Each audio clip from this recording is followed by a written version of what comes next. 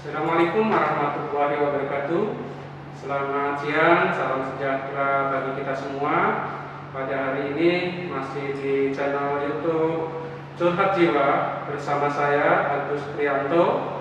Pada saat ini kita sudah hadir kedatangan tamu kita, salah satu narasumber ya yang sudah menguasai bidang kesehatan jiwa, keperawatan jiwa khususnya ya, Pak Bambang Sumardi MKop SPKop J kalau nggak salah ya, panjangannya demikian ya. Nanti kita akan coba diskusi, terutama pada hari ini mungkin kita akan mengangkat terkait tentang depresi ya Pak Bambang ya.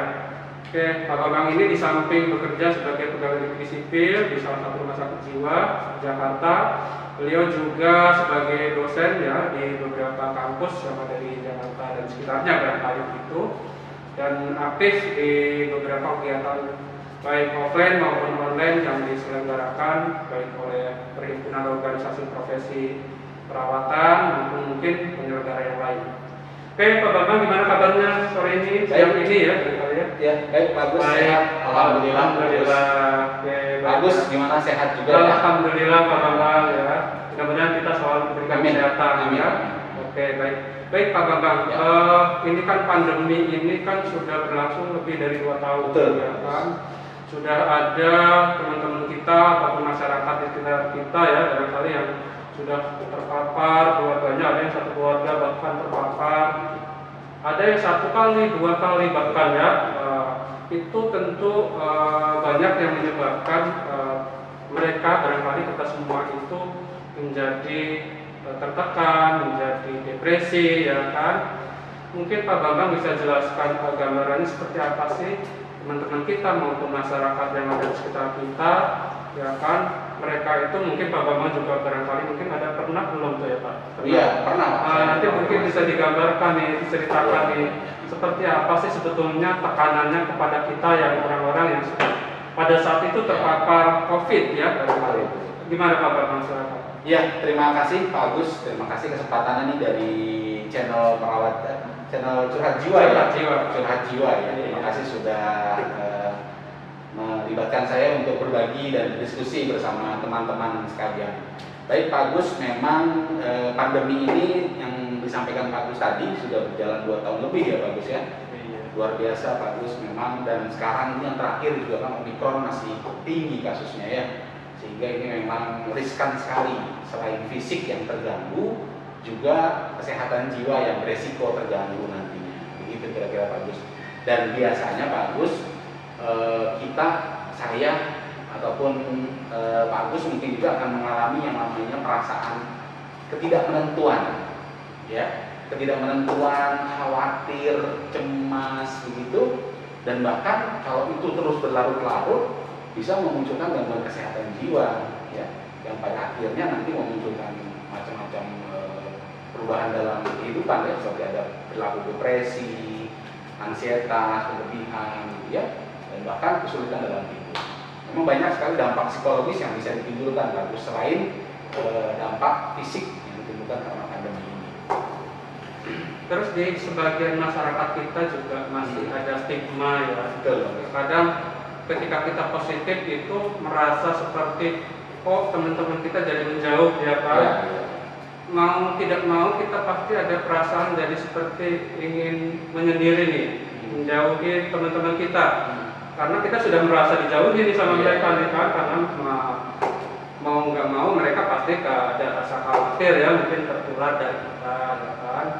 Terus triknya seperti apa atau bagaimana Pak untuk menghadapi situasi yang demikian? Iya betul bagus ya. Jadi memang kalau kita lihat memang karena kekhawatiran orang yang berlebihan kan akan muncul yang namanya stigma tadi terhadap pasien-pasien COVID yang pada akhirnya akan meninggalkan, menjauhkan dan lain sebagainya.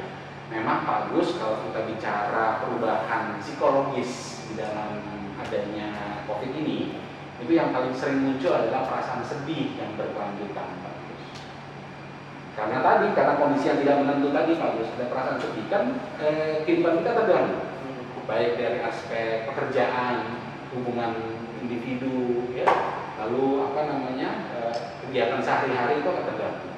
Dan biasanya akan muncul perasaan-perasaan tidak menentu yang pada akhirnya hati-hati Pak Gus, ini kalau terus berlanjut bisa memunculkan yang namanya perubahan-perubahan mood atau gangguan di perasaan.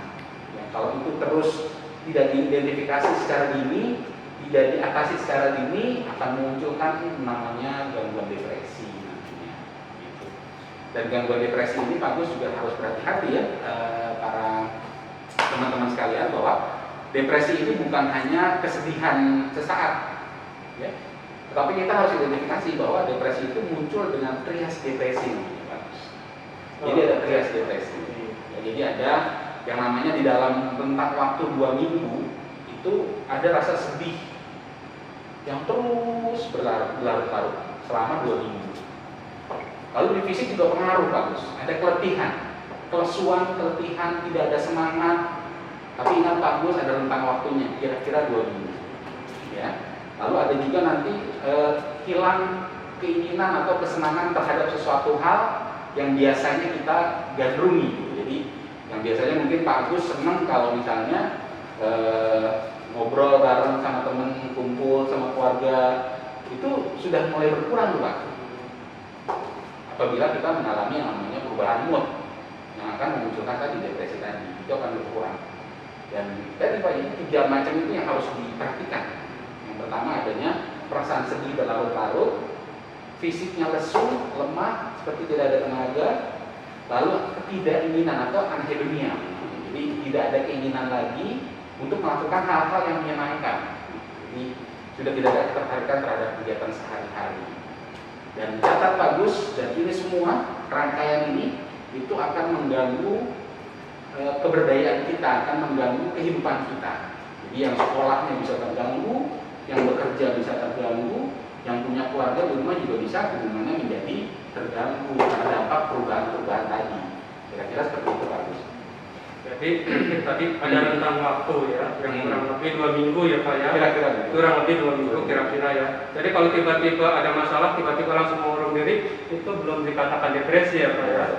Oke, baik. Kemudian gini Pak, apa namanya ya? Apa hal-hal apa sih sebetulnya yang bisa menyebabkan seseorang itu menjadi depresi? Betul. Ya bagus, memang ini perlu kita cermati bersama-sama bahwa hal-hal apa saja yang menyebabkan depresi ini muncul. Yang pertama bagus, kalau kita sampaikan di sini adalah bagaimana cara kita memandang atau mempersepsikan suatu kejadian.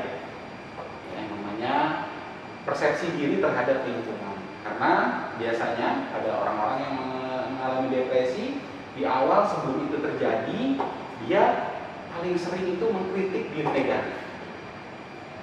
Segala kekurangan dirinya, kelemahan-kelemahan dirinya itu ditonjolkan sekali, dan akhirnya memunculkan perasaan harga diri rendah namanya, atau minder bahasa sekarang. Minder ya.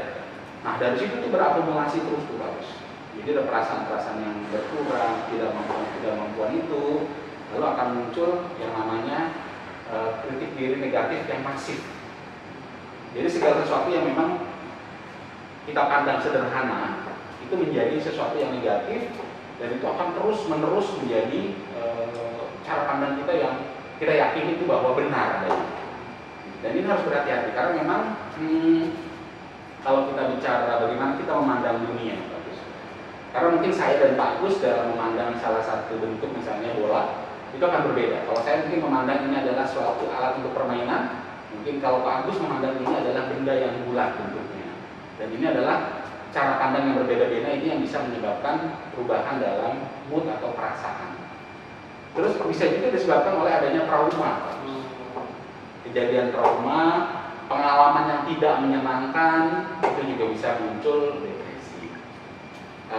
Seperti pandemi COVID ini bagus, ini kalau memang direspon sebagai sesuatu hal yang mengerikan, membahayakan, dan ini berlarut-larut dipikirkan, itu juga bisa muncul perubahan dalam perasaan. Kira-kira seperti itu. Ada kemungkinan nggak Pak kalau depresi itu juga bisa ada di latar belakangi dari faktor keturunan misalnya, atau dari pola asuh keluarga atau seperti itu? Ada nggak kemungkinan Pak? Betul bagus. Saya juga akan menyampaikan juga bahwa perubahan dalam kesehatan jiwa itu bagus. Itu tidak disebabkan oleh 1 atau 2 penyebab.